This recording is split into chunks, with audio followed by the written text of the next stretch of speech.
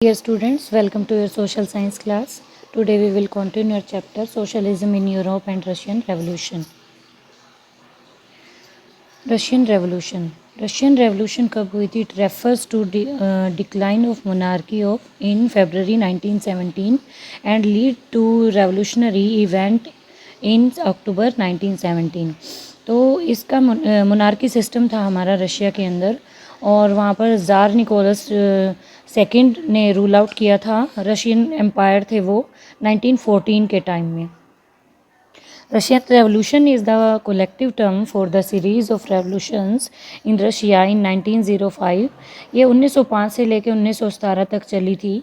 इसने क्या डिस्ट्रॉय किया था? ज़ार की जो ऑटोक्रेसी थी, ज़ार जो वहाँ का अम्पायर था वो तानाशाही करता था वहाँ पर, तो उसको डिस्ट्रॉय किया गया, उसकी पावर को डिस्ट्रॉय किया गया और lead to the creation of the Soviet Union का वहाँ पर निर्माण किया गया। अब इकोनॉमी और सोसाइटी की बात करते हैं रशिया के अंदर कि इकोनॉमी और सोसाइटी में क्या इफ़ेक्ट पड़ा था। रशियन पॉपुलेशन जो थी अबाउट 85% वर एन एग्रीकल्चरिस्ट। वो क्या थे? कृषि करते थे। 85% जो पॉपुलेशन थी वो एग्रीकल्चर पे डिपेंड थी और जो इंडस्ट्रीज़ थी वो being setup which was the most private property of industrialist. और जो इंडस्ट्रीज़ थी वो सेटअप की गई थी जहाँ पर सबसे ज़्यादा प्राइवेट प्रॉपर्टी इंडस्ट्रियलिस्ट की थी, जो औद्योगिकरण में इन्वॉल्व थे लोग, जो जिनकी बड़ी बड़ी फैक्ट्रियाँ थी, जो उद्योग वो करते थे, तो उसमें उन लोगों ने वो किया था, उनकी ज़्यादा प्रॉपर्टी थी तो उन्होंने ही इंडस्ट्री को सेटअप किया था। और जो वर्कर्स थे उनको डिवाइड कर दिया गया था ग्रुप्स में, अलग अलग ग्रुप्स में। वो इकट्ठे हो जाते थे स्ट्राइक के टाइम पे। जब वो किसी भी काम से डिससेटिस्फाइड होते थे तो स्ट्राइक करते समय वो एक साथ मिलकर स्ट्राइक करते थे, एक साथ मिलकर वो हर कार्य करते थे जो वर्कर्स के ग्रुप थे। अब जो पीजेंट्स थे उनको कोई भी रिस्पेक्ट नहीं मिलती थी, कोई भी उनको नोबिलिटी नहीं थी उनके लिए। और फ्रेंच जो पीजेंट थे वो कहीं भी उनको लाइक नहीं किया जाता था, बहुत ही ज़्यादा अनलाइक किया जाता था उनको।